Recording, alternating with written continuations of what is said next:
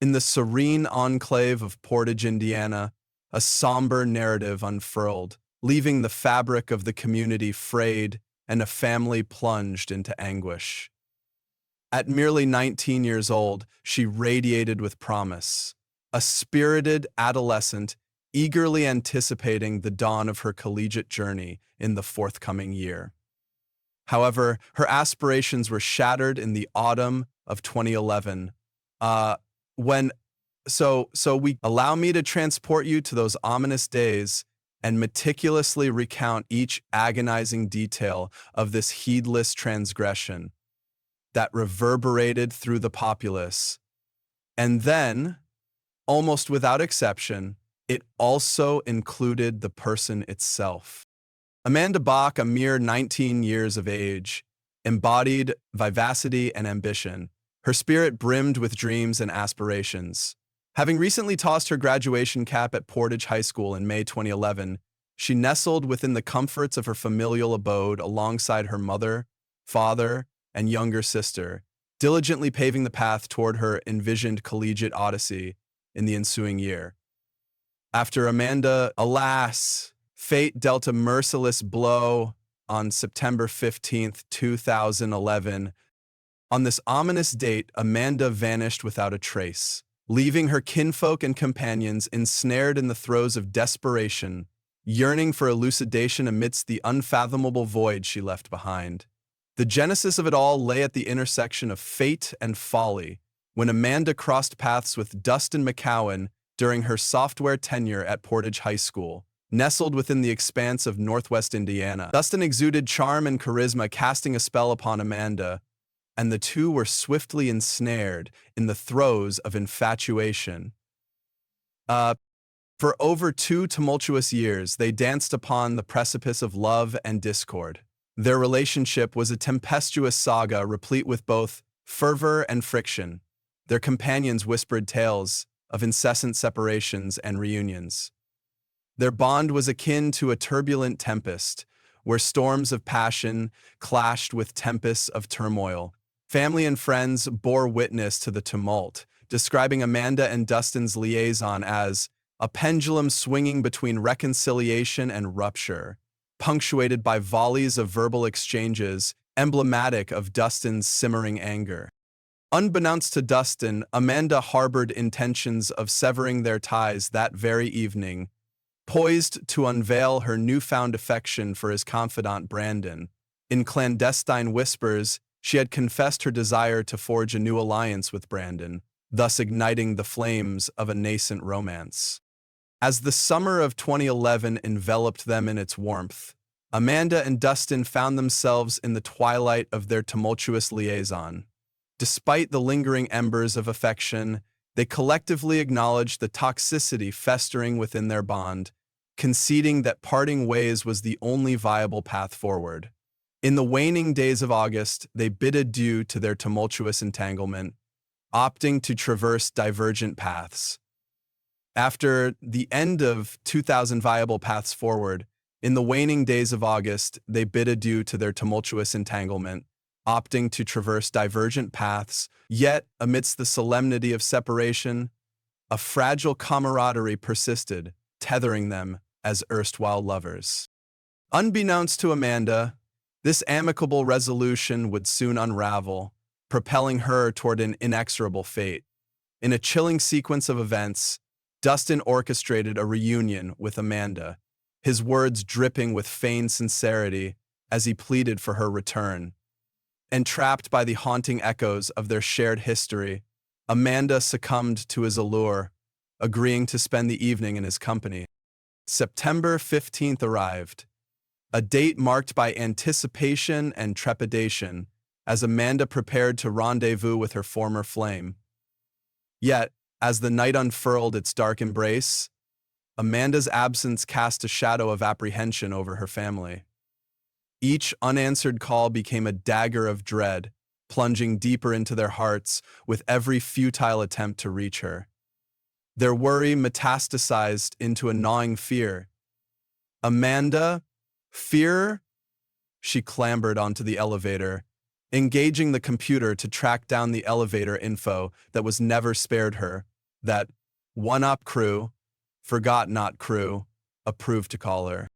As the hours slipped by, shrouded in silence and uncertainty, they clung to a flickering hope, but vowed to wait until dawn before conceding to the chilling reality that Amanda had vanished into the night. If the morning sun failed to illuminate her return, they vowed to confront the ominous unknown and enlist the aid of the police in their desperate quest for answers. But what truly unfolded on that ominous night? And what about Dustin's urgent request for Amanda to join him at his residence? The events of September 15th, 2011, cast a long shadow over the quiet town of Union Township, Indiana, leaving Amanda's family engulfed in an eternal abyss of sorrow. On that fateful night, Amanda set out to visit Dustin at his home in Union Township, Indiana. Here, Dustin resided with his father, Joseph McCowan, a police officer serving with the Crown Point, Indiana PD. The evening unfolded with seemingly innocent activities. Amanda and Dustin spent their time playing video games and watching movies together in Dustin's bedroom. Amanda had never met Dustin before. According to Dustin's version of events, Amanda remained at his house from 11 p.m. until approximately 1:30 a.m., but then Amanda left in her car heading northbound on CR 625W. However, Amanda's car never reached its intended destination. Her family's concern grew exponentially when Amanda failed to return home as expected. Despite numerous attempts to reach her by phone, Amanda remained unreachable. With each passing moment, the weight of uncertainty bore down heavily on Amanda's loved ones. It became increasingly apparent that something was gravely amiss. As dawn broke on September 16, 2011, the reality of Amanda's disappearance began to sink in. With no sign of her return, her family faced a stark and chilling truth. Amanda was missing. In the wake of Amanda's inexplicable disappearance, her family's anguish deepened, leaving them grasping for answers in a sea of uncertainty. The search for Amanda Bach had begun as over 100 volunteers and police departments from multiple agencies rallied to the cause. They combed the densely forested farmland near the Mon home, their determined efforts fueled by a sense of urgency and desperation. Every inch of the terrain was scrutinized, and every lead was pursued with unwavering determination. Yet, despite their tireless efforts, Amanda remained elusive, her whereabouts shrouded in mystery. For 2 agonizing days, families and first responders toiled relentlessly in the remote woods and fields, desperately searching for any sign of the missing teen. From dawn till dusk, their efforts knew no bounds, fueled by an unyielding determination to bring Amanda home. But as the hours turned into days, hope began to wane, overshadowed by the relentless passage of time. With each passing moment, the weight of uncertainty pressed heavily upon Amanda's loved ones in the tireless search parties. Then, on Saturday afternoon, a glimmer of hope pierced through the darkness of despair. 2 anonymous tipsters came forward, their information leading the search teams to an abandoned set of railroad tracks about a half-mile southeast of the Mon property. With renewed determination, the search efforts shifted focus to this new location, with every step taken with bated breath and every heartbeat echoing with a mixture of anticipation and dread. On Sunday, March 1st, I walked back to a barren slope, with parching thoughts in my mind and dread of finding a trail once more. And then, as the late afternoon sun cast long shadows over the desolate landscape, a discovery was made, one that would shatter the hopes of finding Amanda alive and send shockwaves through the community. The details of what was found are too harrowing to disclose, but suffice it to say, it marked the tragic end to Amanda's disappearance and the beginning of a new chapter in the search for justice. And now, a letter has been written by Amanda and the search for justice.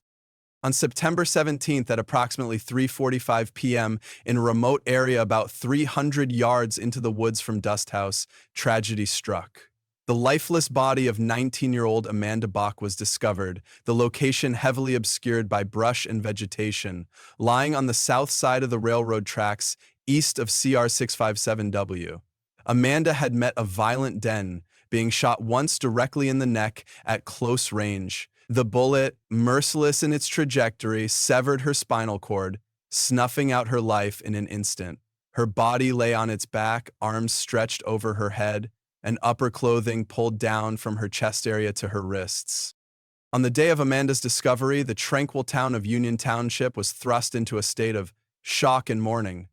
News of Amanda's tragic demise rippled through the community like a tidal wave, leaving its residents grappling with an overwhelming sense of grief and disbelief. As the sun dipped below the horizon on that fateful evening, candles flickered in the gathering darkness, illuminating tear-stained faces and clenched fists raised in solidarity. The pain for Amanda's family and friends was palpable, their hearts heavy with the weight of an irreparable void. But amidst the sorrow, a steely resolve emerged, a determination to seek justice for Amanda and ensure that her memory would not fade into the abyss of forgotten tragedies. Beneath candlelight vigils and impassioned pleas for answers, the community rallied together, united in their pursuit of truth and accountability. For Amanda's family, each passing day brought with it a new layer of anguish, a relentless ache for closure that seemed forever out of reach. And yet they refused to succumb to despair, drawing strength from the outpouring of support from their neighbors and the unwavering dedication of law enforcement.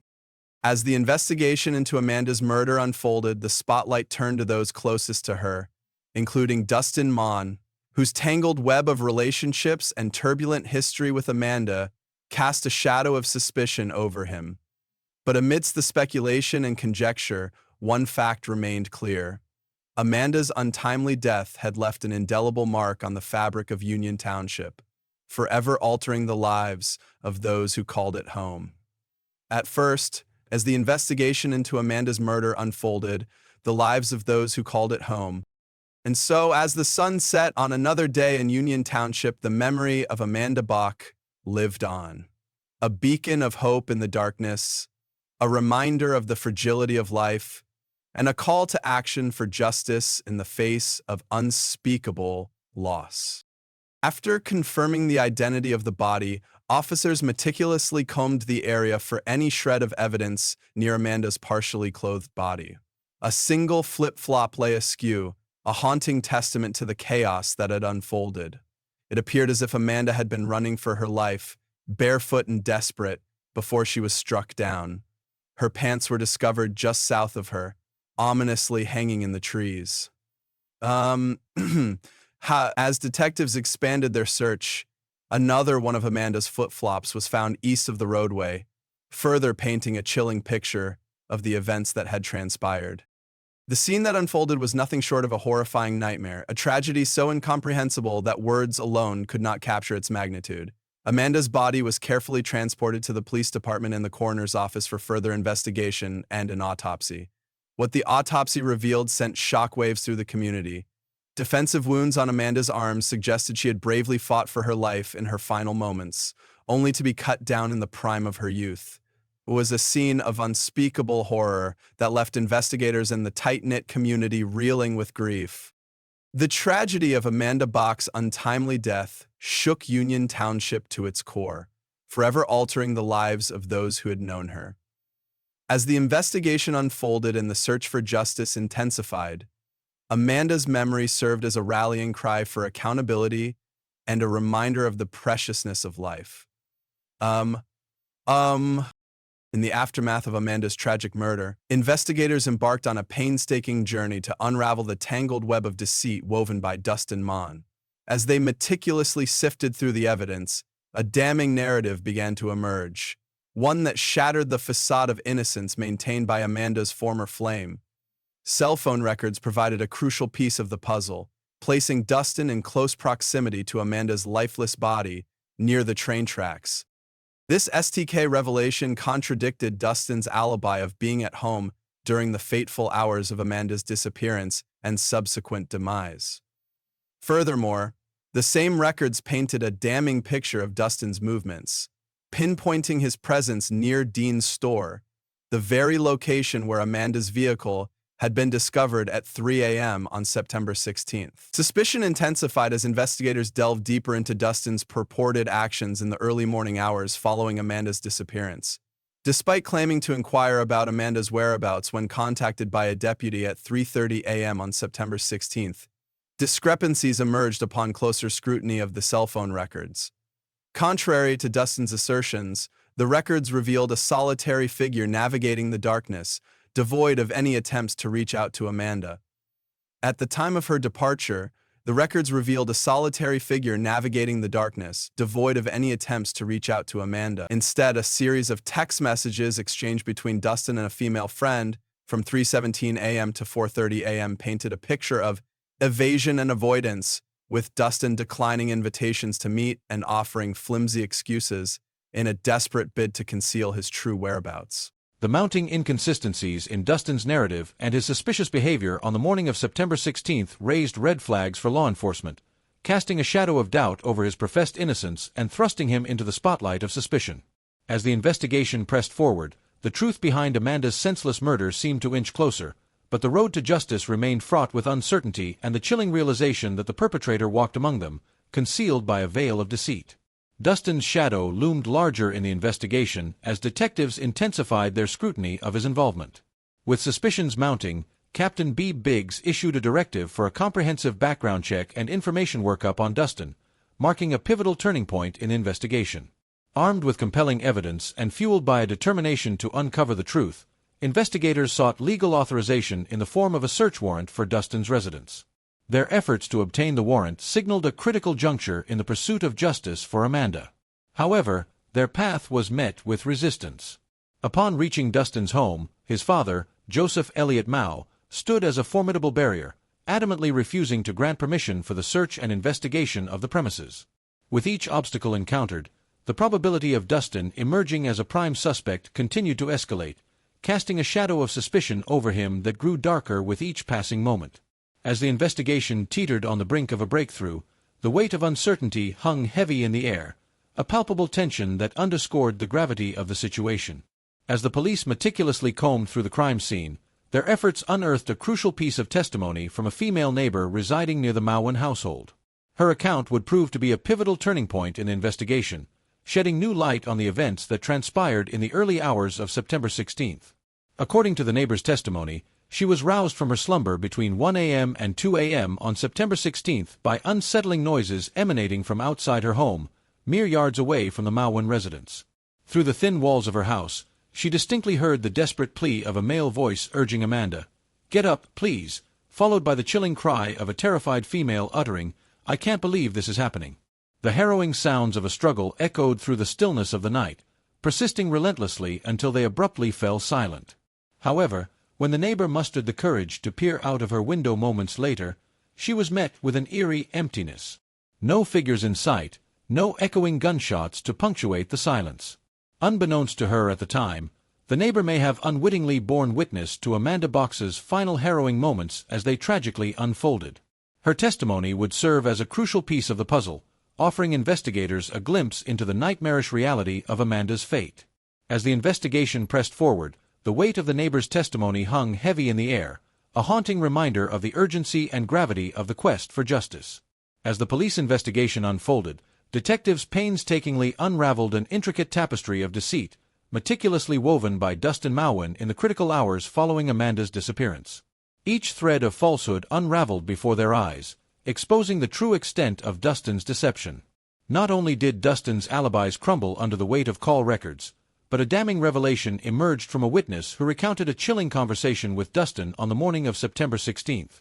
According to the witness, Dustin callously confided his belief that Amanda wouldn't be found and was likely already dead, despite her having been missing for only a few hours. But perhaps the most damning piece of evidence came from Dustin's voluntary polygraph examination conducted that fateful Friday. According to examiners, Dustin's performance was riddled with deception, painting a damning portrait of his involvement in Amanda's fate. With each revelation, the net of suspicion tightened around Dustin Mauen until, finally, on September 19, 2011, the culmination of the investigation led to his apprehension. Dustin McEwen was taken into custody as the lone suspect in Amanda Bach's murder, a moment that marked a pivotal turning point in the quest for justice. In the subsequent weeks, a cascade of damning revelations further ensnared Dustin in the web of suspicion. The spotlight turned to his father, Joseph McEwen, whose startling admission added a chilling layer to the unfolding investigation. Joseph disclosed to the police that a .38 caliber revolver, one of his firearms, had mysteriously vanished from their home around the time of Amanda's murder. This revelation sent shockwaves through the investigation, as forensic tests later revealed a damning connection between the missing weapon and the bullet recovered from Amanda's neck during the autopsy. The .38 caliber revolver, the same model as the one reported missing by Joseph McEwen, emerged as a central piece of evidence linking Dustin to Amanda's tragic demise. Its disappearance on the very day Amanda's body was discovered raised chilling questions about the McEwen family's involvement in the murder. Joseph's peculiar behavior during the initial search only served to deepen suspicions, with his refusal to allow entry for the search of his property throwing up red flags for law enforcement. As the investigation progressed, ballistic tests yielded yet another damning piece of evidence: gunshot residue found on one of Dustin's T-shirts collected by investigators. This discovery further implicated him in Amanda's murder, tightening the noose of suspicion around his neck. Moreover, cell phone records painted a damning picture of Dustin's actions in the aftermath of Amanda's death, with pings placing him making calls to Amanda's phone in a desperate attempt to fabricate an alibi. The fact that Amanda's cell phone was never recovered only served to heighten suspicions of foul play. With each revelation, the case against Dustin McEwen grew stronger, leaving investigators and the community alike grappling with the chilling realization that the truth behind Amanda's murder was far more sinister than anyone could have imagined. As the investigation delved deeper into the twisted web surrounding Amanda's murder, a startling revelation emerged from an unexpected source. A jailhouse informant, Daniel Grunhard, a fellow inmate who shared a cell with Dustin McEwen in late 2012, came forward with a shocking account that would send shockwaves through the courtroom. According to Grunhard's testimony, Dustin McEwen privately confessed to the heinous act of killing some girl named Amanda while they were confined together. McEwen allegedly revealed chilling details, admitting to shooting the victim with a firearm that he had deliberately concealed where nobody would ever find it. The impact of Grunhard's testimony reverberated throughout McEwen's month-long murder trial, which commenced in February 2013. As the prosecution presented its case, Grunhard's chilling account emerged as one of the final nails in the coffin, solidifying the mounting evidence against McEwen. On September 19, 2011, the wheels of justice finally caught up with Dustin McEwen as he was formally charged with one count of murder in connection with Amanda Bach's tragic death. His arrest took place outside Indiana University in Bloomington, a stark contrast to the carefree environment surrounding him on the day Amanda disappeared. With McEwen now behind bars awaiting trial, law enforcement turned their attention to further unraveling the complex web of deceit surrounding the case. In particular, they honed in on any potential role his father, Joseph, may have played in covering up evidence or obstructing justice. In December 2011, a seismic development rocked the ongoing investigation as a probable cause affidavit was filed, alleging that Joseph McEwen, father of the prime suspect, had committed perjury while testifying before the grand jury. The affidavit detailed damning accusations against Joseph, asserting that he had lied about the weapons registered in his name and their whereabouts during his testimony. Specifically, Joseph claimed to only possess his service weapon, yet evidence suggests otherwise. A .380 pistol registered to him was unaccounted for, mirroring the mysterious disappearance of the .38 caliber revolver reported missing in the aftermath of Amanda's murder. Moreover, questions were raised about Joseph McEwen's refusal to consent to a search of his home in the critical hours following Amanda's disappearance. This obstruction hindered the initial investigation and cast doubt on his intentions, further fueling speculation about his potential involvement in the events surrounding Amanda's tragic death. As the legal proceedings unfolded and the truth teetered on the brink of revelation, the shadow of suspicion loomed large over Joseph McEwen, casting a pall of uncertainty over his role in the unfolding tragedy. Prosecutor Matt Frost spent over a year gathering evidence for the impending trial involving Dustin McEwen. In late January 2013, a revelation emerged suggesting Joseph McEwen attempted to interfere with the case as private investigator Bill Warner revealed a suspicious phone call from someone claiming to be a police officer, inquiring about evidence against Dustin. Bill Warner discovered that the suspicious phone call originated from inside the Crown Point Police Department, specifically from Joseph McEwen's personal line. Joseph attempted to mislead Warner by providing false leads and suggesting connections to other unsolved crimes. This revelation intensified the investigation into Joseph's potential involvement in covering up his son's crime. It shed light on the extent of the McEwen family's possible obstruction of justice. As the pursuit of justice intensified, the resolve of law enforcement and the prosecution grew stronger, fueled by the commitment to bring closure to Amanda's loved ones and ensure accountability for those responsible. In late February 2013, prosecutors presented a compelling case over 3 weeks, supported by 43 testimonies linking Dustin McEwen to Amanda's murder with overwhelming evidence. Despite defense attempts to cast doubt, text messages, call logs, eyewitnesses, and DNA evidence all pointed to McEwen's guilt. Testimonies from a former classmate and 2 inmates provided chilling details, leading to a unanimous murder conviction. On February 26, 2013, the verdict brought emotional chaos to the courtroom, but for Amanda's family, it couldn't fill the void left by her absence.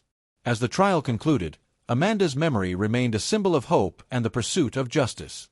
On March 28, 2013, Dustin McEwen's sentencing hearing unfolded, marked by poignant victim impact statements from Amanda's parents, Sandy and Bill, expressing the enduring pain of their loss. Deputy Prosecutor Cheryl Poehler passionately condemned McEwen, suggesting his father's involvement in aiding the cover-up. Judge William Alexa then handed down the maximum punishment, a 60-year prison sentence, labeling McEwen's crime as senseless, selfish, and entirely avoidable. As the courtroom emptied, Amanda's legacy remained as a reminder of the impact of violence and the pursuit of justice. In the years following Dustin McEwen's conviction, his appeals have been unsuccessful, with courts consistently upholding his guilty verdict. Private investigator Bill Warner maintains that Joseph McEwen played a significant role in aiding his son's cover-up. Others involved in the case shared doubts about justice being fully served while Joseph remains free. Despite lingering questions, Dustin will spend his life in prison. Amanda Bach's memory endures, serving as a reminder of the impact of violence and the power of love in tragedy's wake. Even a decade later, the memory of Amanda Bach remains vivid. Each September 17th, her loved ones gather for a commemorative vigil at her gravesite, sharing tears and memories under a weeping willow. Despite the pain, they find solace in each other's company and in Amanda's enduring spirit. Surrounded by sunflowers, her favorite blooms, her final resting place is a tranquil sanctuary cared for by friends and family. Though grief remains, they find strength in their bond with Amanda. Her memory lives on as a testament to the power of love and the impact she had on those who knew her. May she rest in peace. Thank you for watching this episode of the Beyond Puzzle Crime Documentaries. If you enjoyed this video, don't forget to like, subscribe, and hit the bell. Keep puzzling.